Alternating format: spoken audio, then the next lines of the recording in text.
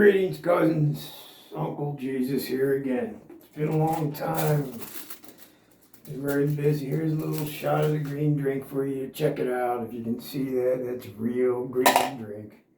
You just get ready here. I don't want to take up too much of your time. Life's been tough lately.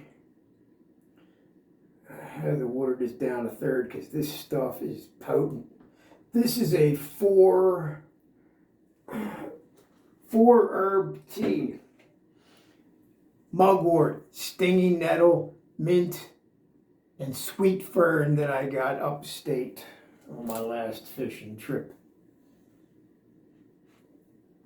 My nose hairs are growing anyway.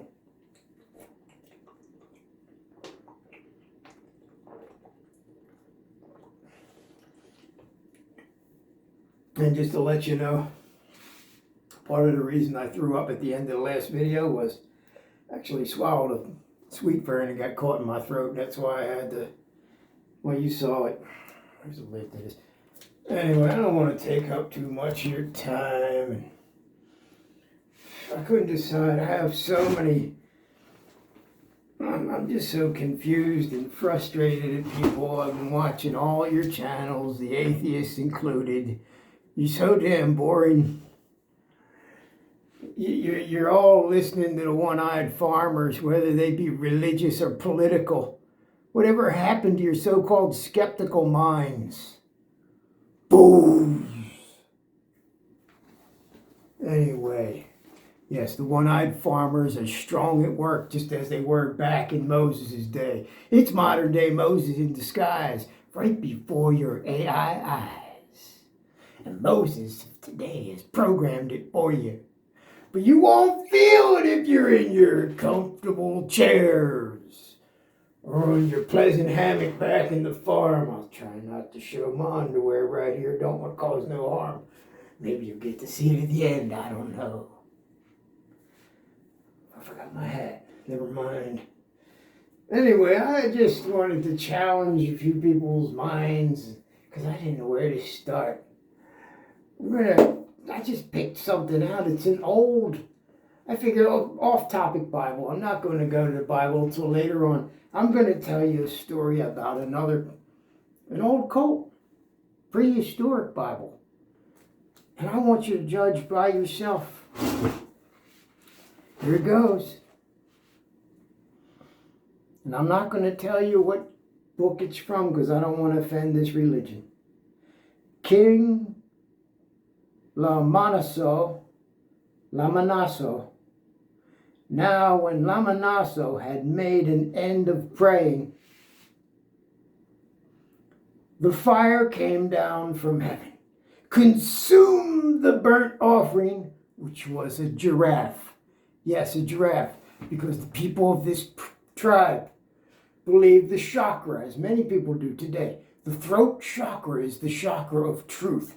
They believed it was expressing the most truth, and because the throat reached the furthest to heaven than any other animal at the time, besides the dinosaurs, out of all mammals, it was the giraffe with the longest neck. They believed that had the most truth extending to heaven. Okay, now you understand why they chose that animal to sacrifice. Burnt offering of the giraffe. And the sacrifices. They also had sacrifices, which go in further detail. I won't go into it. They're grain offerings, yams, fruit, doves. And what would happen is the burnt offering sacrifice and the glory filled the house of Durak. I'm sorry. The glory of Durak filled the house. And the priest could not enter into the house of Durak because the glory of Durak had filled Durak's house.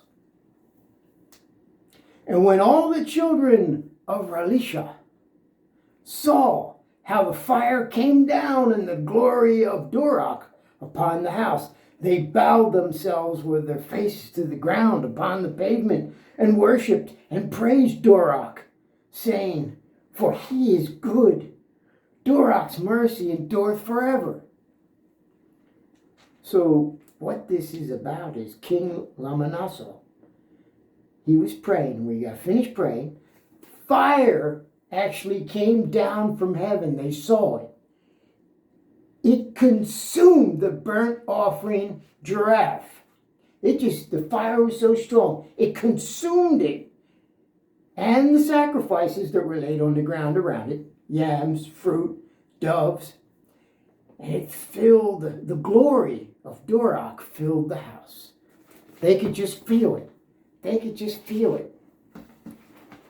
And they fell down and worshipped. I tell you what, they were scared to death. They better worship Durak or else. They figured that'd be the best thing to do. So anyway, let's take a look in the Bible and see the comparisons, okay? 2 Chronicles chapter 7, where's it at? Here it is. Let's see. Now when Solomon had made the end of praying, the fire came down from heaven and consumed the burnt offering and the sacrifices. Sounds familiar. And the glory of the Lord filled the house. And the priest could not enter into the house of the Lord, because the glory of the Lord, had filled the Lord's house. And when all the children of Relisha, the children of Israel, saw how the fire came down and the glory of the Lord upon the house, they bowed themselves with their faces to the ground upon the pavement and worshipped, praised the Lord, saying, for he is good, his mercy endures forever. And I just wanted to see how closely, and there's some more ancient blood sacrifice cults that did many of similar things, but this was pretty close. But they wanted the giraffe had the longest neck, since that was the throat chakra of truth that led the furthest out to the kingdom of heaven, which extended it to the kingdom of heaven within when one would sacrifice and the burnt offerings were consumed by the Lord, or Durak. Therefore, that was the Holy Spirit connecting with the burnt offering, throat chakra of truth coming down into the truth of one's own expression of love and fear toward the Lord. So anyway, this is how most of the sacrifices were made for the sake of, well, I already discussed them in the other one. I don't want to get too deep. It was about gaining favor, the blood sacrifice. Back in the book of Leviticus, which we'll go deeper into later on. Well, I did the blood sprinkling, but this is further on. Take, for instance, anywhere in Leviticus, you can open up and see all kinds of blood sacrifices that the Lord required. And this one, I'll just pick a verse, just because I opened right to it. And the priest shall sprinkle the blood. Remember, and you go back further in my video, I tell you what sprinkling of blood actually was. The priest shall sprinkle the blood upon the altar. And I told you what the altar is. You can Google that too at the tent of meetings. The altar of the Lord at the door of the tabernacle of the congregation. Everybody went there for the blood sacrifices. And burned the fat. And it was a sweet smell and savor.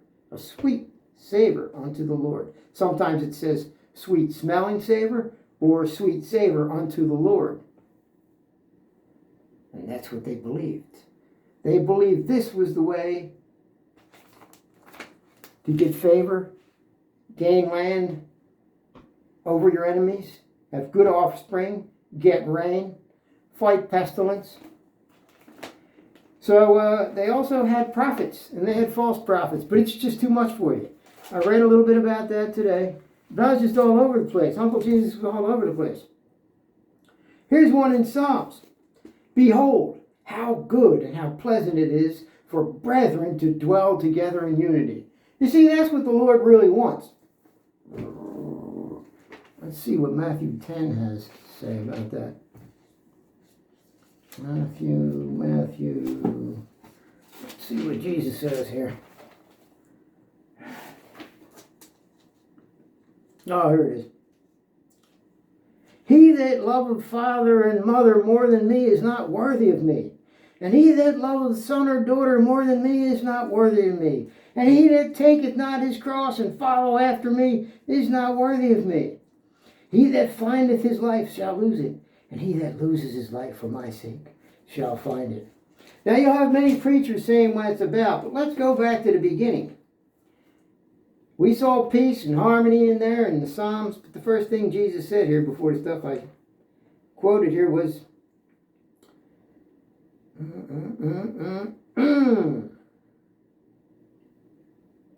Oh, yeah. For I am come to set a man at variance. Yeah. Think not that I am come to send peace on the earth. No. I am come not to send peace, but a sword. For I am come to set a man at variance against his father, the daughter against the mother, and the daughter-in-law against the mother-in-law. And a man's foe shall be in his own household. Now, I can tell you what that's about. And you can dare think for yourself about that one. And this works in any religion, or any belief for that matter, political also. You see, the one-eyed farmer is, in every generation, it's modern-day Moses in disguise, right before your very AI eyes. Now, did I say anything was wrong with that? No. But these guys, show yourselves. Come on, guys, off if. It was us. Yeah, the flapper broke. Sorry, I got nothing to do. We had developed the AI with our thoughts and intentions in it to lead you into the freedom stalls. Come on into the freedom stalls. Mind, body, and all. Ha ha, yeah. Ha. So, what are you going to do to your enemies, guys?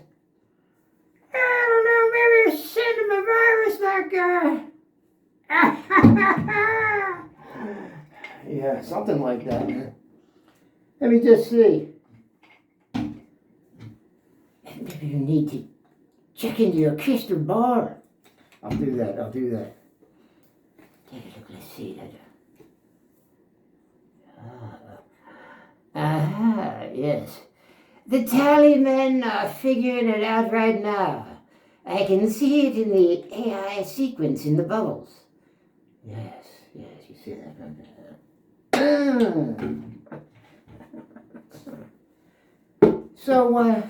So there's so much in here, fellas, so much in here, cousins. This wasn't very.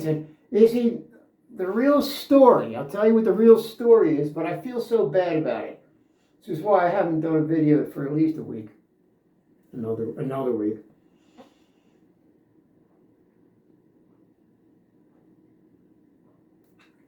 This stuff just makes you want to keep on drinking it. I don't even want to. It's so sad. It's so sad. You see, because it says right here in Mark, this is what's sad about it.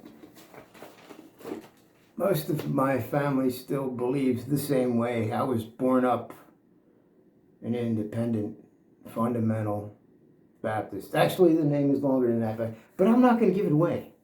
We were independent, fundamental Baptists. We actually came from a Jerry Falwell's brand new preacher that came up. We started with 13 people. Maybe it was an unlucky number, but I was 2.5 years in a slumber. Don't regret it at all. But all my family has been divided. Yet I escaped. The pain is real. The pain is real.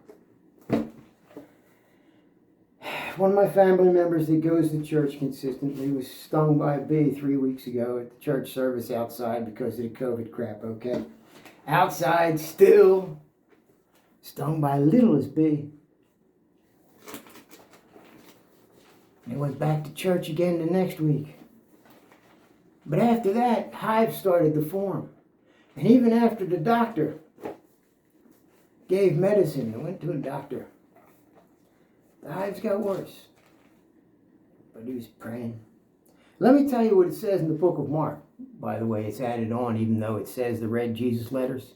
Think, people, think. Don't be afraid to think for yourself with your God-given, Zog-given mind. Your sense of awareness, your personal awareness. No matter who you are, it belongs to you and nobody else's. Not even the one-eyed farmers. Boom. So as I was saying, the added on part, I'll just brief it out and I'm done. And he said to them, Jesus, according to the scriptures in Mark 16:15, go ye unto all the world and preach the gospel to every creature. He that believeth and is baptized shall be saved. He that believeth not shall be damned. Listen and do this. If you don't, well. And these shall be the signs that follow them that believe. He that believes shall not be damned. These shall be the signs of them that believe in my name, Jesus' name. They shall cast out devils. They shall speak in new tongues. They shall take up serpents. Where is he at? In the other room. Shall take up serpents. And if they drink any deadly thing. Yeah.